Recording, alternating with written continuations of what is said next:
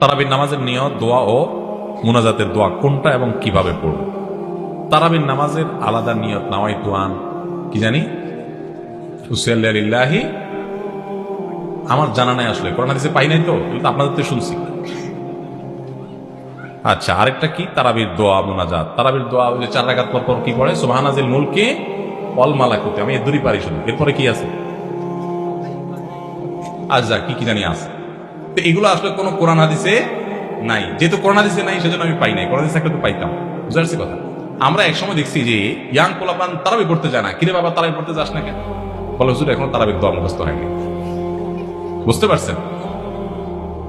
তো তারাবির নামাজের জন্য 4 রাকাত পর পর দোয়া পড়া, এটা তারাবির সাথে কোনো সম্পর্ক নাই, দোয়া পড়ার কোনো প্রয়োজন নাই। 4 রাকাত পর একটু অবসর দেয় ইমাম সাহেব, একটা রেস্ট। আপনি এটা একটু পানি খাবেন, দরকার একটু হাত পায়ে দিক সেদিক করবেন, একটু রেস্ট করবেন, একটু শরীরটা এলায়া বসবেন, দরকার একটু পেশা বজু করে চলে আসবেন। এটা হলো রেস্টের সময়। তারাবি মানে হলো আরাম করে করে পড়া, 4 রাকাত পর রেস্ট দেওয়া।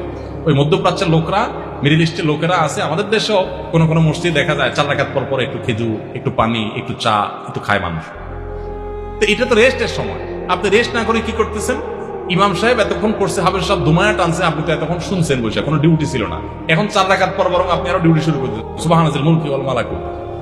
তাহলে রেস্ট হলো না, রেস্ট উল্টাটা হলো? এগুলার কোনো প্রয়োজন নাই, এগুলো কোরআন হাদিসে নাই। কোরআন হাদিসে যেটুকু আছে সেটুকু আপনি তারাবির নামাজে তেলাওয়াত সুন্দর করে মনোযোগ দিয়ে শুনবেন, নামাজ সুন্দর করে পড়বেন, বাস শেষ। এর বাইরে আলাদা কোনো নিয়ত বা দোয়ার প্রয়োজন নাই।